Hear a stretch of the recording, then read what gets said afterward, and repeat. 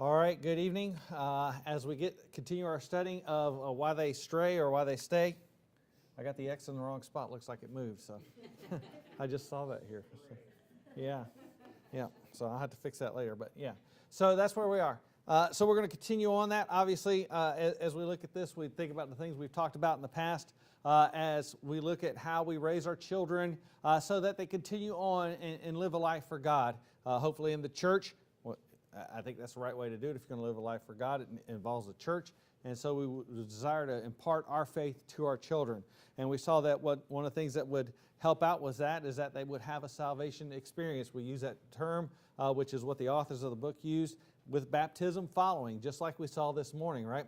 The Bible teaches us that it is salvation by grace through faith first, and then we show that obedience through baptism, which, as Pastor said, was a picture of on the outside of what happened on the inside for us. And then thirdly, last week we looked at having a high view of Scripture, making sure that the children understand that the Word of God that we hold in our hand is verily the Word of God, and there's no need to doubt it. They don't have, the thing that goes on today is picking and choosing the verses, what is in, what is not in, and all those sorts of things. We talked about textual criticism and that sort of stuff and how it leads to doubts and all sorts of stuff like that. We need to teach our children that and we don't have to doubt it. And so those three things are a good start to getting your children to maintain your faith and to promulgate that in their lives and to live it onward. And so as we move on, tonight I want to talk about the topic, there's no place like home. You know, I said we're going to break these up into certain sections as it is in the book. In the next couple of weeks,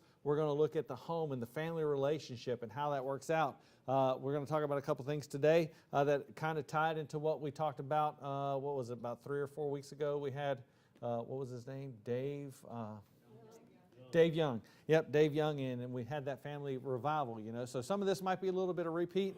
Some of it is just kind of focused on how it affects our lives. But we all know that parents exert a vital and a lasting influence on our children. It is the purpose of being a parent, is to help them grow into those things, right? And that is either one way or the other, right? Your parents affect your life good, or your parents affect your life bad. We know that. For better or for worse, I am who I am today because of my relationship with my mom and my dad, and whether they were good or bad, right? And I understand that. And so in my life, I've come to, especially as I got older, you know, as I was a child, I didn't really understand that. But as I've gotten older, I really understand that. And so, but I am who I am today primarily because of my relationship with my mom and dad. Not solely, obviously, because I wouldn't be who I am today without God. But those two people had a deep and a profound impact on who I am, who you are, how our children are going to be with you as their parents, how I behave, how we behave, the decisions that we make, they make, you know, all those things are bound up in the way that you and I are raised, how we're taught. And we've all seen good examples of good and bad relationships with our parents.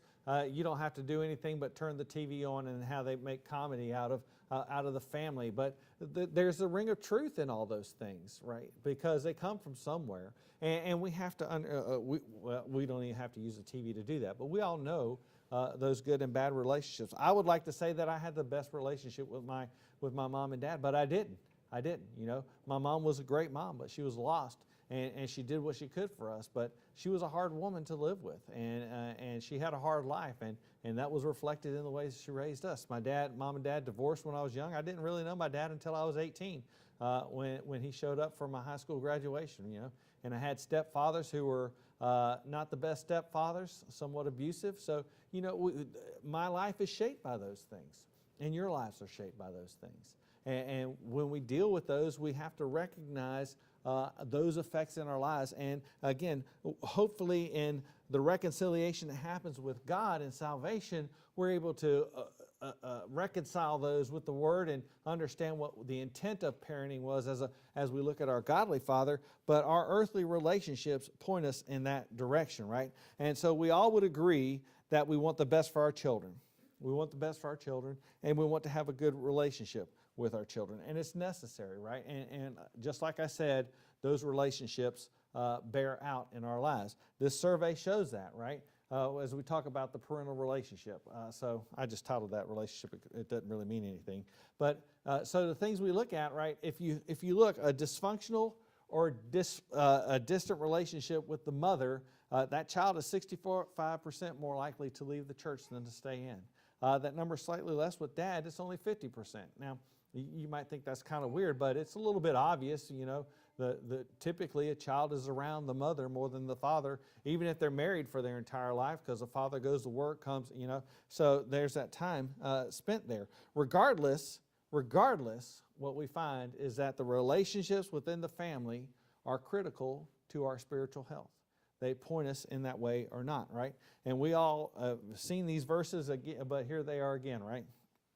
Ephesians 6, 1 through 4. He brought that out in the family week, right? Children, obey your parents in the Lord, for this is right. This is right. Honor thy father and mother, which is the first commandment with promise, that it may be well with thee, and thou mayest live long on the earth. And you fathers, provoke not your children to wrath, but bring them up in the nurture and admonition of the Lord. Again, the most famous parenting verses we see in the Bible. They're quoted every time we talk about how to raise children or how to be a good parent or something like that, right? When we look at these, we tend to individualize them, right? We talk about children. We spend an hour talking about children. Next week we come back and we talk about fathers and parents, and we talk about those. All of that. And ye fathers, provoke not your children, right? That "and" in the beginning tells us that these things happen together, right? It's a principle, right, that things work together. There are individual mandates given here to the children. There are individual mandates given to the parents, but it all works together in conjunction with one another, that they might reciprocate with the Lord as the mediator between them all, as a common denominator, working in both individually to establish a right relationship between them. It is necessary. If you're going to have a good family, you got to have children that are obedient in the Lord. If you're going to have a good family, you got to have parents that are raising their children in the nurture and admonition of the Lord and are not bringing them up, provoking their children to wrath. It's what's necessary to have a good and healthy home. And so these things work together. These things work together. He said in his books, it is no coincidence that the number one self-described reason for staying in church was family upbringing. Right? Your children, for the greatest part, will stay in church because of the way they were brought up. And so if we don't develop a good and a healthy relationship with them, something that reflects the Father in heaven that we claim, then they will tend to not stay that way. So that's what we ought to strive to do. And we use Ephesians 6 as the primary verse when we talk about that parent-child relationship, how to raise children and the things they ought to do and how fathers ought to be. But Paul says nearly the same thing in Colossians, which we ought to look at, and we don't look at as often as we should, but it has some importance for us. He says in Colossians chapter 3, verse 20 and 21, children, obey your parents in all things, for this is well-pleasing unto the Lord. Almost the same as Ephesians 6. Then he says, fathers, provoke not your children to anger, almost the same, lest they be discouraged. Lest they be discouraged. That's a little different than what he said in Ephesians there. That phrase, lest they be discouraged there, has the idea of being broken in spirit. That's what they're talking about, right? How many times have you heard it said that you need to break the will of a child without breaking their spirit? How many of you have raised hard-headed children, right? Well, for the most part, we have, right? Some of us have, what are they called? Strong-willed, that term right there. And somehow you got to get past that. And getting past breaking the will of the child without breaking the spirit of the child can be hard to do, especially when you're frustrated, you're pulling your hair out, and for the last 15 times that night, that child has gotten out of bed after you told them to stay in bed, right? So whatever that might be. But we have to be careful about that sort of thing. And just like it says, lest they be discouraged, lest their spirit be broken, it warns us that there is a real danger, there is real harm that can happen if we don't handle that relationship correctly with our children, and ultimately that could result in a broken relationship with their God. Right? Makes sense. Children's view of God is, or can be, tainted by the experience that they've had with their earthly parents. It's just the way God intended us to be as parents, to point them that way. And if we break that relationship, that opportunity that we've had to influence their spiritual development can be broken as well. Right? One of the tragedies he says that he sees in this book is Over and over again in these results that came back from that survey was children would say something to this effect, that they loved their parents, but they just couldn't wait to get out of the house. Right? That's a sad statement to have said about you. Now there is some nature to that. Everybody gets to the point when they're 18, 19, or 20, that's just time to leave. But to put it that way, that you loved your parents, but you just couldn't wait to get out of the house, means there's something wrong there. There's something wrong in that relationship. And when you're looking for a heavenly Father, and all you know is something that's broken, there's something that it takes to overcome that, to build that, or to correct that relationship, right? And so developing strong bonds with children is the result of everything that we do as parents. When we talk about discipline, when we talk about loving on them, when we talk about spending quality time with them, that's what we need to be doing, and that's how we need to focus on this. And I'll say quality time, and I know that I'm just as guilty about this as anybody else is, but this little thing will keep us from having quality time with our children. We might take them somewhere and let them play and sit on our phone, but that's not spending time with your children. Even allowing them to use it breaks that opportunity, right? Because they're going to sit there with their face in this thing, and oftentimes, say this is the devil, but you have to be careful with this thing. And you have to be careful about how you exercise it in your family. There needs to be a time that you put this little thing down and you spend some quality time with your children. The same thing goes with grandparents if you got that opportunity. Now, typically for grandparents, it's not as bad because you don't see your grandchildren as much, and you just want to love on them when you get them, so it's not as much of a temptation, and neither have we been brought up with it such that we're so tied to it. But today, it is something that we really need to understand as we do this. And so, like I said, raising our children, developing those bonds is a result of everything. All the things we do, how we speak to them, how we talk to them, whether we love on them or not, or how, do we, and I say this carefully because we all do we prefer one child above another, So you have to be careful with that thing. You have to be careful. And so these are all parts of relationship building, and we must understand that neglecting them and neglecting children in one way or the other has deep consequences for them, not only mentally but spiritually as we move on down the line in the line. So what's the best thing you can do as a parent to help your children make the right decision about God and church when the time comes? First, you need to make your relationship with the Lord your number one priority. That's what needs to happen. It needs to be your number one priority, right? Why? Because this affects every part of your life. Every part of your life, right?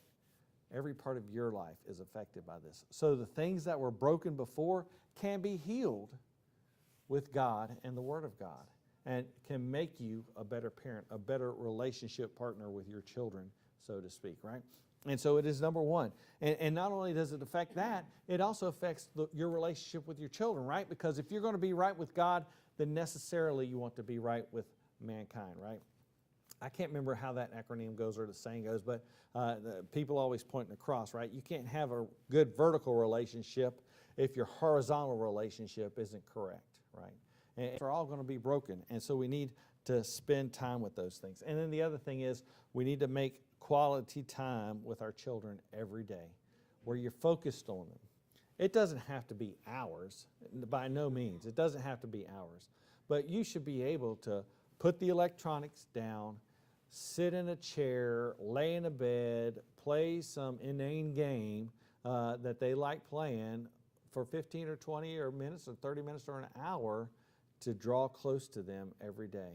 Take them on a walk, go ride a bike, something like that, so that they know you're close to them. One thing that I never did, and I regret it today, and I'm going to say it in front of my daughter here, but I never did this. I thought about it, but I just never put the foot forward and did it, was to take my children out on a date every week. I thought about that numerously, and by the time I started thinking about it, they were getting older, and they didn't care about Dad anymore, so I just never did. And I always wanted to do that. I think that would go a long way to spending quality time with your children. If you don't have time that you're doing stuff like that, you ought to. You ought to. So that's the things we ought to do as we talk about parenting and we talk about making a good home. Any comments or questions before we move on? Yes. I was helping someone who just became a single parent. I gave him some advice, and that's one thing I said. 'Cause I've heard a minister say the same thing to what you're saying, that, when we're kids, we complain about money, we complain about fun, we complain about little trips. When we grow up, what we remember are the quality time our parents spent with us or didn't. And so, Yep. yeah, that's so important. Yep. Yes. I have one. We had kiddos at our house, and we ordered pizza for lunch, and they took like an hour and a half to get there. So Trace said grace, and it was so cool because he prayed a blessing on the guy that delivered our pizza. When he could have been, gosh, it took so long. He prayed blessings on that guy, and I was just so struck by that. I thought, wow. And then Chesney wrote, pray that he can keep his job on the little prayer list. And I thought, that's so cool, and it's such a testament to what their home life is like when they, instead of going straight to bashing, pray for them. And Yeah. I thought that was pretty awesome. A tiny bit from it, and that's especially the struggle with single parents, where one Yeah. has one faith and the other one's of not, or maybe they're married, but one's of godly faith and the other one isn't. Yeah. So, Anybody else? All right, we're going to move to a little bit of a touchy subject here, and I want to talk about discipline because that's in this book too. So I'm going to carry that conversation on. And so, without a doubt, this is a touchy subject, right? People, you got to be careful about what you say to your children, to other people about their children, right? You can make somebody mad easier than anything else by saying something wrong, untoward about that. So I hope to be careful with this, but it is a biblical principle. It's in this book, and we need to cover it. And so it's being a touchy subject, not just generationally, because I was raised different than people are raised today, right? And what was acceptable for my parents raising me was not entirely acceptable for me raising my children, and is probably not at all acceptable in the world's eye today for my children raising their children. So it gets touchy, and not even just generationally, but even within a household. What's right? What is considered discipline? How do you execute it? What is too harsh? What is too soft? A father is raised one way and a mother is raised another, and both think their idea of discipline is the best way. How do you bridge that gap? What is right? Answering those questions, especially in the middle of trying to develop those out, is hard to do, right? Because there's discipline a child is tense enough, whether it's extreme discipline or whether it's just moderate discipline. Disciplining a child is tense enough. But when there's different philosophies of how to do that, then there's the additional tension between the parent of how to do that. Because the number one thing that parents need to be is consistent. First among themselves, and then with their children. All right? And consistency, when you have two different mindsets of how to do things, is hard to build. But it's hard, especially. So it's very important that you understand the answers to those questions as a parental team, and you need to define what discipline is and what it looks like in your home, because again, it could affect the spiritual development of your children, not to mention their overall health and mental well-being, right? Because we've seen it all and done the wrong way. I am a victim of child abuse myself. I understand where it comes from, right? My sister, tremendously so. My sister was beaten with electrical cords when I was young, and I did not face much different than that. But so understand that I know the hesitation that people have about this conversation. So I don't take this lightly, so to speak. So anyways, moving on from that. So the participants in this survey were asked to describe the disciplinary style of their household when they were growing up, and it ranged from very loose to abusive, right? That's the range, very loose to abusive. And those that indicated they had a balanced style were more likely to stay in church than from either end of the survey, right? The middle ground is the best way to be. And we recognize that. And so what we found was that, or what they found, I should say, is that those who grew up in somewhat of a stricter household were 21% more likely to leave. And those numbers increased dramatically as you move from the somewhat strict to the abusive end. They did drop off on this side, but not as dramatically as this end. But you see how you as a parent can affect the relationship of your children with their Father, their Heavenly Father. And we need to understand. So this tells us that we must learn how to properly discipline our children to raise them in the nurture and admonition of the Lord so that they might learn to trust God and not use their life experience as an excuse not to. The author, he rightly says here, and obviously states that the nature of discipline naturally invokes tension between the parent and the child. And I don't think I wrote that down, but maybe, nope, I didn't. So he says that the nature of the discipline naturally invokes the tension between the child and the parent. And it does, right? Because Lincoln's funny right now because whenever he gets in trouble, the first thing he does is he sits down, you ask him, what are you doing? He goes, I'm nervous, right? He needs to be nervous sometimes, right?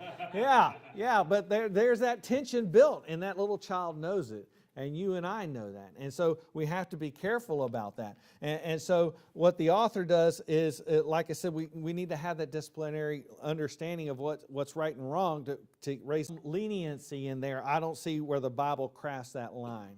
It all just kind of lumps it all together when we talk about punishment and discipline. However, we are to discipline properly, and we're to do it correctly, and we're to understand that the exclusion of one means of discipline based off of the world's philosophy today is not necessarily biblical.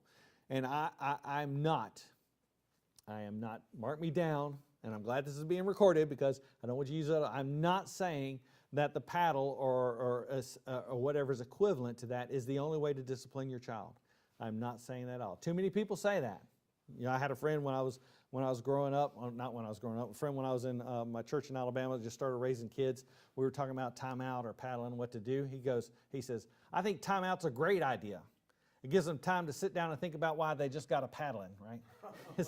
so that's just the extent of that side of it. But I believe that there's the right way to do it. And like I said, I don't think that every offense requires a paddling, but it is not something that just should be discarded because the world is against it. All discipline, including punishment, can only be effective when it's properly done in a biblical manner with the proper attitude. All discipline, including punishment, can only be effective when it's properly done in a biblical manner with the right attitude. And all discipline, including the softer forms, can cause irreparable harm to our children when done outside of that biblical mindset and outside of the proper attitude. So it doesn't matter what side of the pendulum you are on. If it is done without the Bible, without that guidance, with the wrong attitude, you have the chance of causing irreparable harm to your children, whether it's on the soft side or the hard side. And so we need to be careful about that. So if you flip over to Hebrews chapter 12, we'll talk about the character of discipline. Hebrews chapter 12. I'll give you a moment to flip there. Hebrews chapter 12, verse 7 through 11. If ye endure chastening, God dealeth with you as with sons. For what son is he whom the Father chasteneth not? But if ye be without chastisement, whereof all are partakers, then are ye bastards and not sons. Furthermore, we have had fathers of our flesh, which corrected us, and we gave them reverence. Shall we not much rather be in subjection unto the Father of spirits and live? For they verily for a few days chastened us after their own pleasure, but he for our profit, that we might be partakers of his holiness. Now no chastening for the present seemeth to be joyous, but grievous. Nevertheless, afterward it yieldeth the peaceable fruit of righteousness unto them which are exercised thereby. Interesting thing, well, tie some verses together. We read up here in Ephesians chapter 6, verse 1, he says, children, obey your parents in the Lord, for this is right. Same. It is the same root from which we get right and righteous, and we understand they all work together. And so when we talk about the character of discipline, the first thing we see in this passage is that it is required. It is required. The Bible says, for what son is he whom the Father chasteneth not?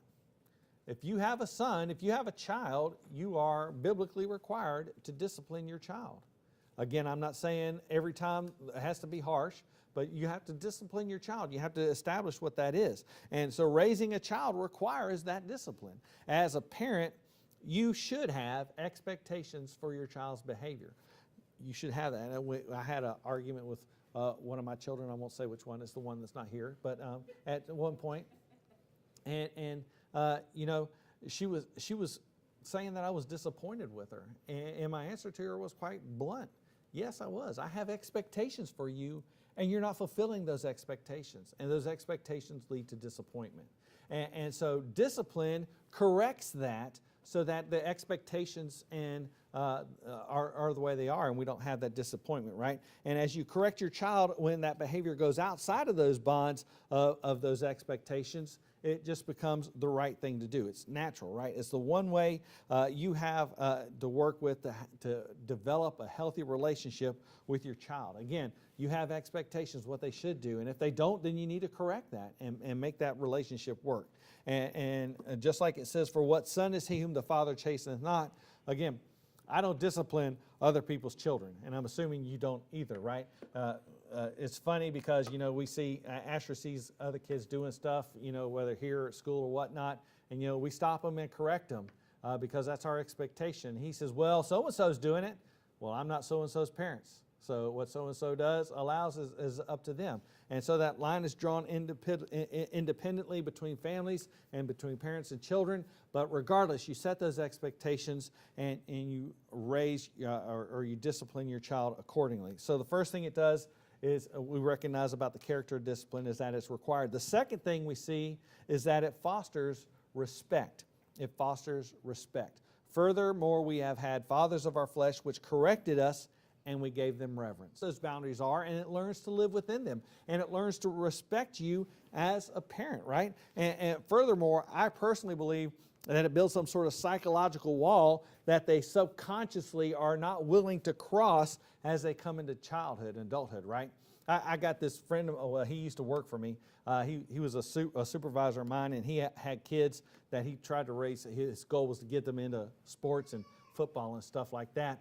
And those kids were strong. I mean, they were 16, 17-year-old kids, bench pressing 300 pounds, in the 1,000-pound club, whatever you want to call them. But he could whoop them. How can a 40-year-old man who's not in the best of shape of his life whip a 16, 17, 18-year-old kid who's bench pressing 400 pounds, 300 pounds? Why? Because if you've raised your kids right, you've built a psychological wall up there that they just can't cross. And you can use that to your advantage. It's psychological warfare when you're dealing with your children, right? And so you got to understand that. So that's part of discipline, and it builds that respect, right? David Mamet, I don't think I wrote this down, no. David Mamet, I think that's the way you pronounce his name, said, old age and treachery will always beat youth and exuberance. Old age and treachery will always beat youth and exuberance because you learn some stuff as a parent, right? And as you impart that, you build that respect within your children that they just won't cross the line. And so when they get to 16, 14, 13 years old, they know. They may get back-talkish and sassy a little bit, but they know that line they can and cannot cross. And they know how to stand in respect for parents. And I've seen it over and over again. You watch the children that are in Walmart today are the children that are screaming and yelling and pitching fits in Walmart today are the children that are going to be in juvie tomorrow. And I hate to say it that way. But it's the truth. It's the truth. You parents, we parents, grandparents, when we got the opportunity, need to instill that respect, reverence, that discipline in our children. So first, it's required. Second, it fosters respect. And third, it yields righteousness. Afterward, it yieldeth the peaceable fruit of righteousness unto them which are exercised thereby. The amazing thing about children is that they never have to be taught how to do wrong. I've never once taught my child to go out and do the wrong thing, right? It just naturally happened.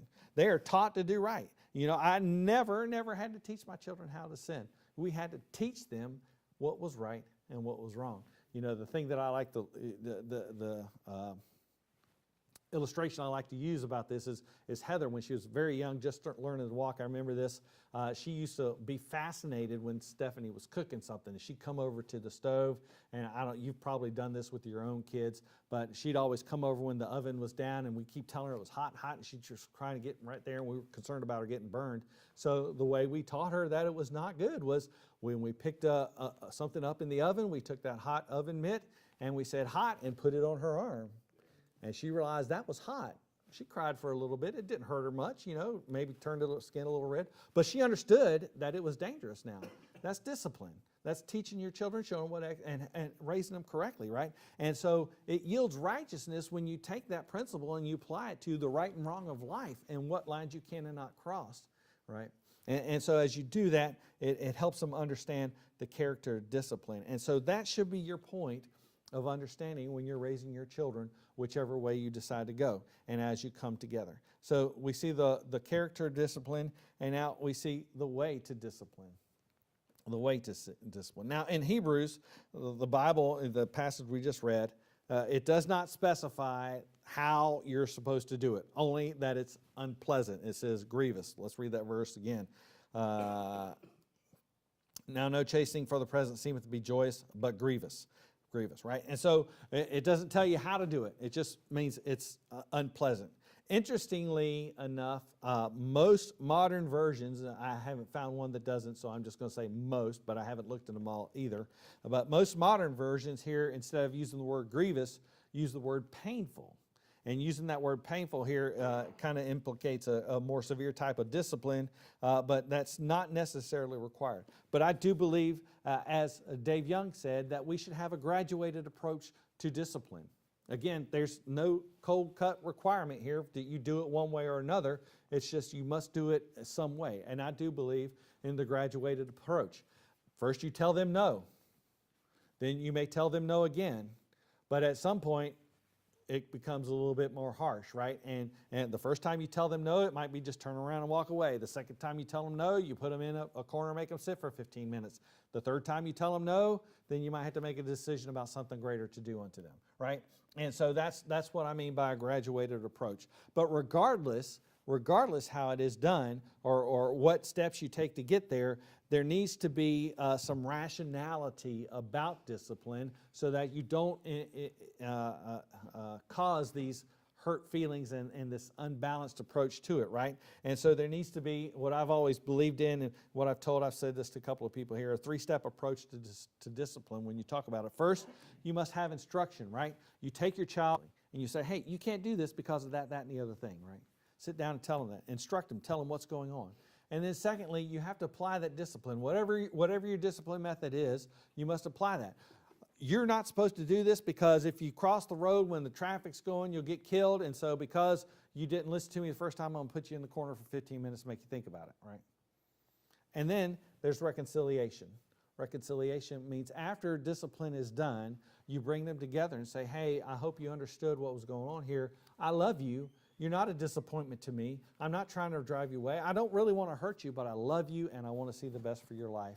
And hopefully doing that repairs that tension, removes that tension that was there, and they see as a parent you truly love them and are looking out for their best interests, even when you have to cross the line into the more painful types of discipline that may or may not be necessary, right? And so again, failure to do so leads to this unbalanced approach to discipline that leads children away from God. Again, talking about the further side, whether the too loose or the abusive side of the spectrum. That balanced approach is what we're looking for. And so these are the three steps that I think about when I give discipline to children, I guess grandchildren now. I'm glad I'm a grandparent because I don't have to discipline my children. I feel a little sorry for Stephanie, who has to spend too much time in that disciplinary role as a grandparent, but I thank God for that. I don't have that opportunity to do that so much, but it crosses the line of where you want to be to do that. Anyways, like I was saying, instruction, application, and reconciliation as you do this. So the author's looking about this and talking about having the proper balance and all that stuff as you become a parent. Saw 4 types of parents in this thing. And so if you look, the negligent parent, this is the one that gives little to no instruction or correction and really exercises little to no love. And what they saw was that these are parents that had issues that prevented them from functioning normally as a parent, drug abuse, substance abuse, or some sort of mental thing that stopped them from being the parent that they ought to be, and that prevented that from happening. The second type of parent was the indulgent parent. These are those that just all they did was shower love towards their children, and they didn't offer much instruction or correction. They have no boundaries for their children. Children are able to get away with anything. Again, you see these kids throwing fits in Walmarts all the time, and that's because their parents want to be their child's friend rather than parent them and make them do what's right and stand up when the time comes. And they fail to provide the proper structure in the family. And so being this indulgent parent is just as bad as negligent. And then we see the repressive parent. This is, again, too strict parents, heavy on the instruction and correction, light on the love side. Again, too far on this side of that spectrum. And this leads their children into rebellion because they're one of those kids that love their parents but just can't wait to get away from them, right? And so we do that, and they express that problem, but it leads them in the wrong direction. And then finally, we see the respected parent. Again, these are those that have clear expectations. Their children understand the line between discipline and what they are supposed to do and not supposed to do. The parents understand the line between discipline and punishment and know when to execute one or other as the case may be, and they don't go too far down the line on either side of the spectrum of that, and they do so with a level head, and they show constant love to their children, right? And so it's a hard thing to balance, because at any point in our lives, we can be either one of these four parents here, right? Because we're just human. We got things to do in our lives, and I'd love to be the respected parent. And sometimes I just feel bad about it, and I just let them do whatever they want to, right? So every moment in our day, we have the opportunity to be one of these. We should strive as much as possible to be that respected parent. And as long as our life is more or less driven in that direction, then the little bumps along the way, they'll take care of themselves in our children's lives. So, any questions about that or comments before we move on? Okay.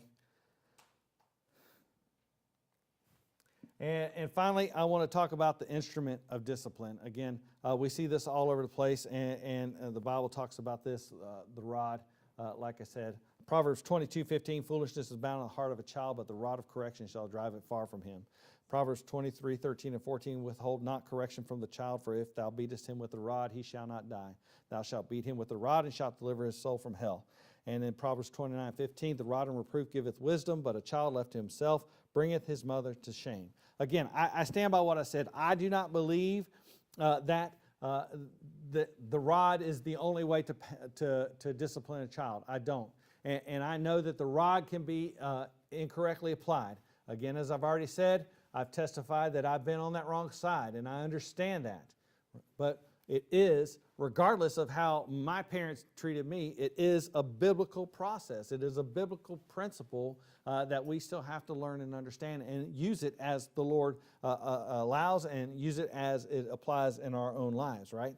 But there are a couple things that I don't believe specifically about the rod. Number one, I don't believe that a parent should routinely use their hand to discipline their child.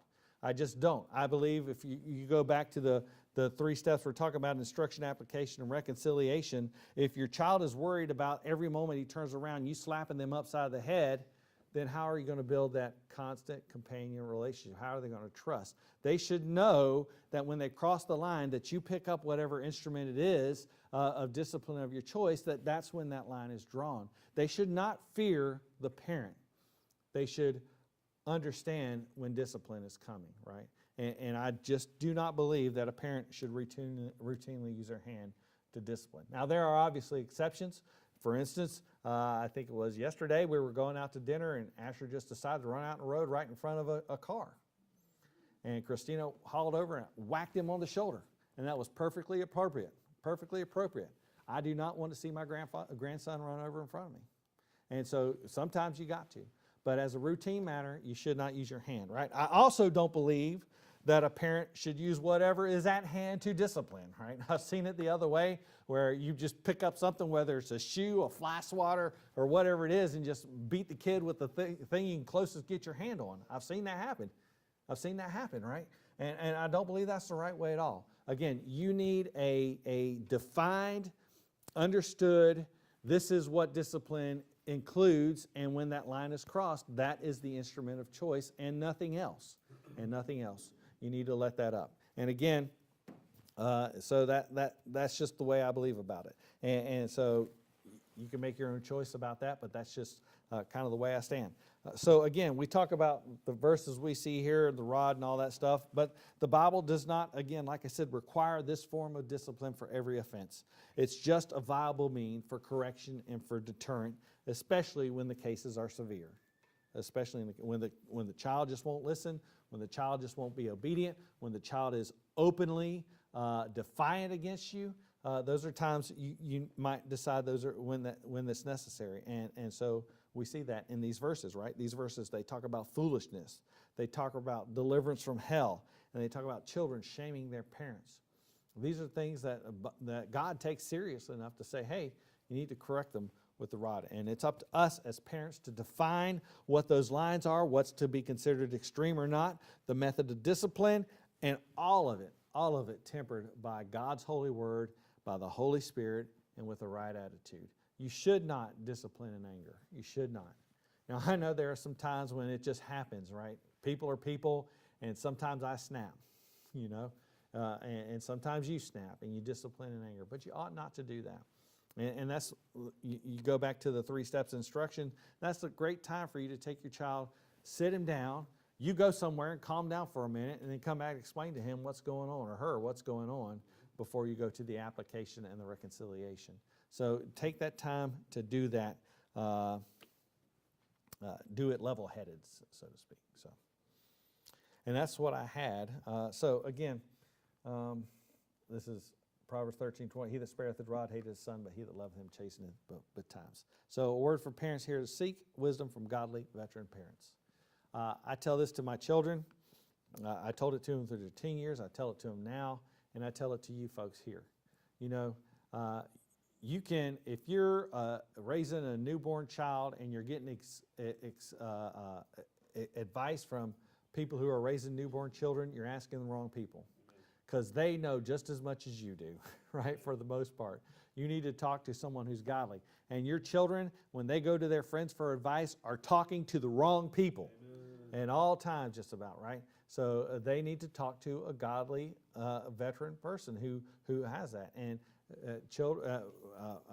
people who are raising kids, whether they're out on their own, godly people who are veteran, who have raised their children to give you advice. And you might think, well, you know, I want to talk to, I would talk to this person, but their kids are just, you know, not who I want my kids to be. They're out in the world or something like that. But you know what? Those people still have experience, and they still understand what God has done, and they see sometimes their own mistakes that they made, and they can provide great advice for you. So don't hesitate to talk to anybody who's of godly nature. Again, I say godly over and over again because the world philosophies creep in and they will lead you in the wrong direction. Godly veteran parents who've raised their kids who can help you, point you in the right direction. Again, in situ, commiserating with another parent might help you feel comfortable, but it's not going to get you in the right direction always. You need to find those godly people. So, any questions or comments before we close? Yes. I'll say another good point about that is that when you do lose your temper, or you do it the wrong way, whatever. And I learned from my dad too. Take the time to show them how to apologize too, that you're willing to apologize. Yeah. And I've seen this especially with my son. He took the time to talk to me. He goes, Daddy, can you just do that to me? I don't mind you discipline me. I understand the discipline. You do it privately because I feel very embarrassed. And so I apologize to him, and I make an effort to definitely, you know, make sure he's alone in his room and we'll talk or something like that, and not in front of his sisters. Yeah. So. Anybody else? All right.